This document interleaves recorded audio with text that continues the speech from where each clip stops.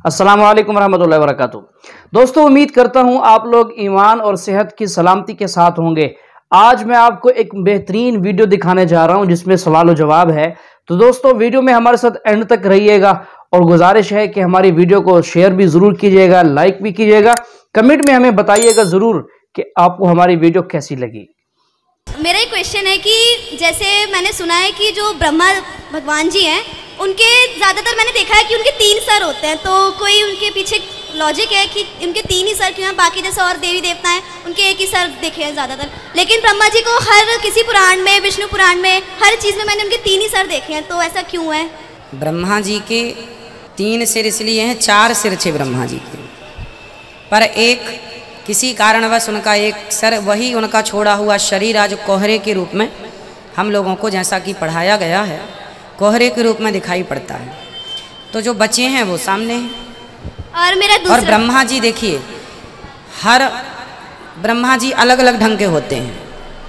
कोई ब्रह्मा ऐसे हैं जिनके 3 सिर हैं, कोई 4 सिर के, कोई 10 सिर के ब्रह्मा जी भी हैं, पर वो अलग सृष्टि के। भगवान की ऐसी सृष्टियाँ बहुत हैं। ब्रह्मांड निकाया निर्मित माया रोम रोम प्रतिवेद कहें। चारों, जब ब्रह्मा जी का प्राकट्य हुआ तो जन्म लेते ही उन्होंने देखा कि मैं कहाँ से आया हूँ, किस दिशा से। चारों तरफ देखने से उनके 4 सिर हो गए, इसलिए 4। अगर कोई शख्स कहता है कि ब्रह्मा वो है और उसको एक अक्स देता है, एक प्रतिमा देता है और कहता है कि उसके 4 सिर है और हर सिर पे एक मुखट है, तो हम मुसलमान इस पर एतराज करते हैं।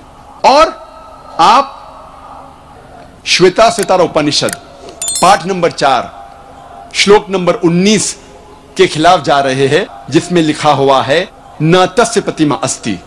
उस खुदा, उस भगवान का कोई भी प्रतिमा नहीं है।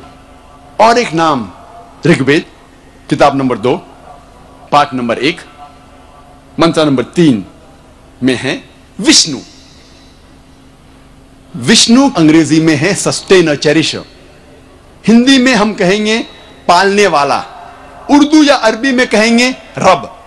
हम मुसलमानों को कोई एतराज नहीं अगर कोई कहता है कि अल्लाह रब है या पालने वाला है या चेरिश या सस्टेन है, लेकिन अगर कोई शख्स विष्णु को कोई अक्स देता है, कोई प्रतिमा देता है और कहता है कि विष्णु वो खुदा है जिसके 4 हाथ है, एक हाथ में है चक्रा, दूसरे हाथ में है शंख, और वो पानी पे जा रहा है सांप के ऊपर या हवा में उड़ रहा है गरुड़ा पे, हम मुसलमान इस पर एतराज करते हैं।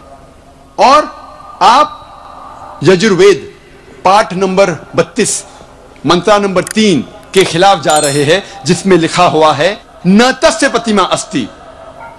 उस खुदा, उस भगवान की कोई भी प्रतिमा नहीं है। ऋग्वेद में लिखा हुआ है किताब नंबर 8 पाठ नंबर 1 मंत्र नंबर 1 में मां चिदन यदि संसद, भगवान एक ही है, सिर्फ उसकी पूजा करो, सिर्फ उसकी तारीफ करो। ऋग्वेद में लिखा हुआ है किताब नंबर 6 भाग नंबर 45 मंत्र नंबर 16 में या एक इतमुश्ती ही, एक ही खुदा है, एक ही भगवान है, उसकी सिर्फ तारीफ करो, सिर्फ उसकी पूजा करो।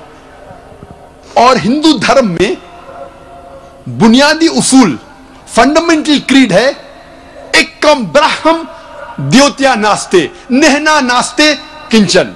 भगवान एक ही है, दूसरा नहीं है, नहीं है, नहीं है, जरा भी नहीं है। There is only one God, not a second one, not at all, not at all, not in the least bit.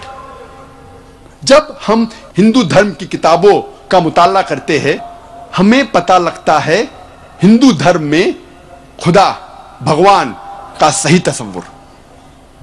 अब हम तस्किरा करेंगे मजहब इस्लाम में खुदा का तस्वुर, अल्लाह का तस्वुर। और सबसे बेहतरीन जवाब कोई भी मुसलमान आपको दे सकता है, वो है, आपको कहेगा सूरह इखलास के बारे में, सूरा नंबर 112 आयत नंबर 1 से 4, जहां अल्लाह सुब्हानहू व तआला फरमाते कुल हु अल्लाहु अहद, कहो कि अल्लाह एक है, अल्लाह समद, अल्लाह बेनियाज है, लम यलिद वलम युलद, ना वो किसी को जनता है ना किसी से जना है, वलम यकुल लहु कुफुवन अहद, उसके जैसा कोई नहीं है। ये 4 आयतों जो सूरह इखलास की है, सूरा नंबर 112 आयत नंबर 1 से 4। ये अल्लाह सुब्हानहू व तआला की तारीफ है। इसे मैं कहता हूं the touch stone of theology. थियो मीन्स गॉड, खुदा, लॉजी मीन्स स्टडी, जिसके मानी है स्टडी ऑफ गॉड, खुदा की स्टडी। ये टच स्टोन है थियोलॉजी का।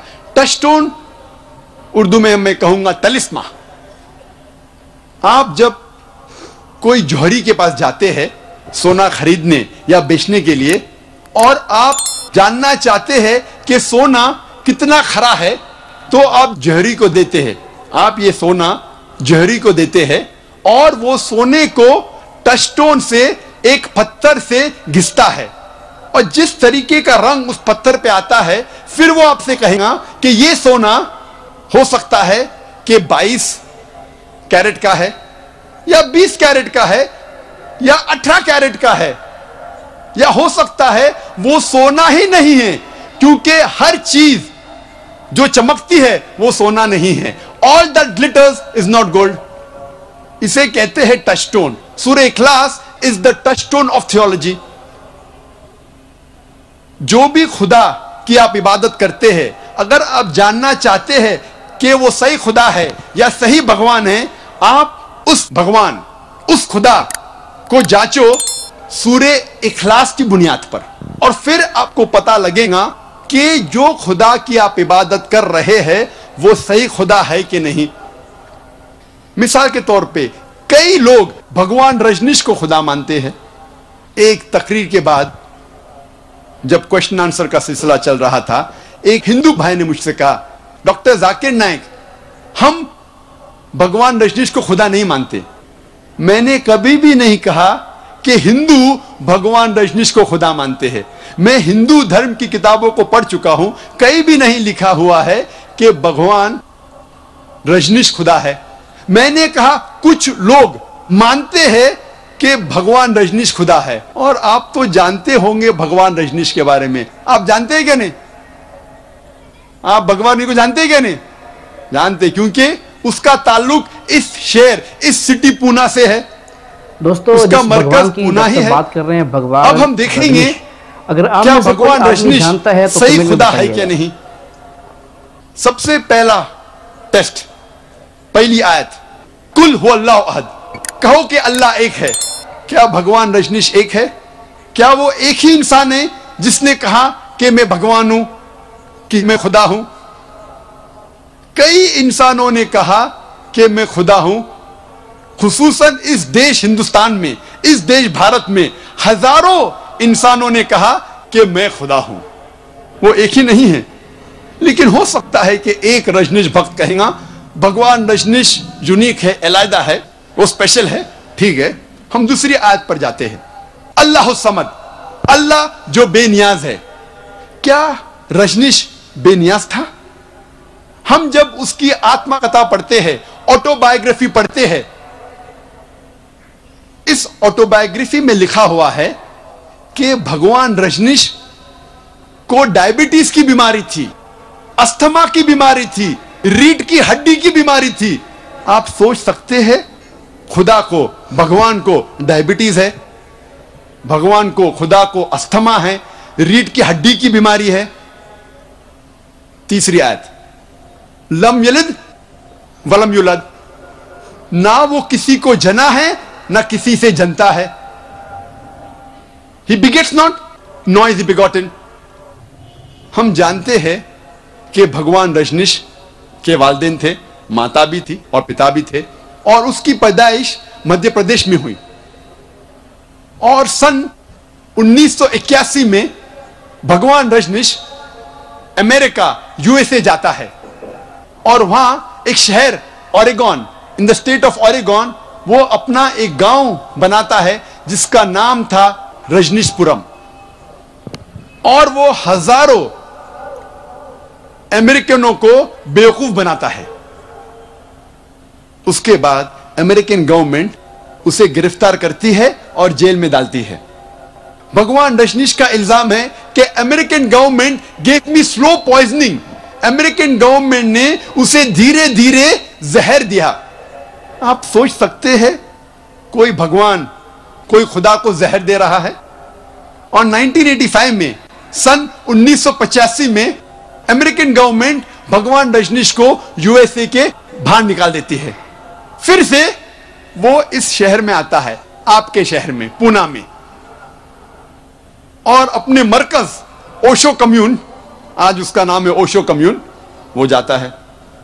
अगर आप ओशो कम्यून रजनीश के मरकज जाएंगे, और मैं कई बार जा चुका हूं दावा करने के लिए, माशाल्लाह, आप सोचेंगे क्यों गया था मैं। आप उसकी समाधि पे जाएंगे, उसके टूमस्टोन, उसके तख्ती पे लिखा हुआ है भगवान Rajneesh, Osho never born never died but visited the earth from the 11th of December 1931 to the 19th of January 1990। Osho ना वो पैदा हुआ ना उसकी मौत हुई, लेकिन इस जमीन पे वो सैर करने के लिए, घूमने के लिए आया था।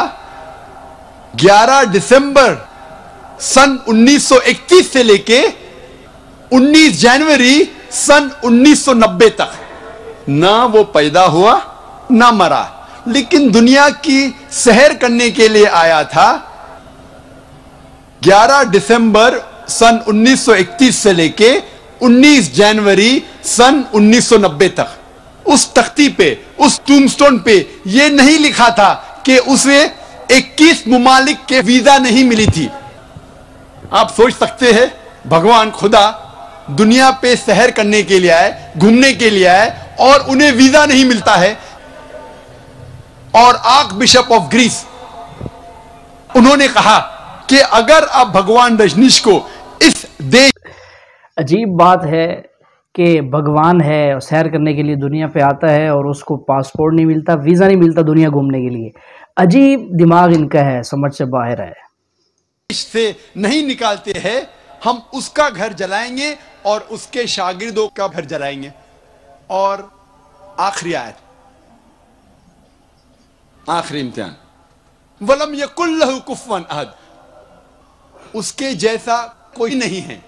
अगर हम खुदा को, अल्लाह को किसी के बराबर कर सके, अल्लाह के साथ किसी को बराबर कर सके कायनात में किससे भी, तो वो खुदा नहीं, तो वो अल्लाह नहीं। वलम यकुल्लहु कुफुवन अहद, हम अगर अल्लाह के साथ किसी की बराबरी कर सके इस दुनिया में, तो वो खुदा ही नहीं।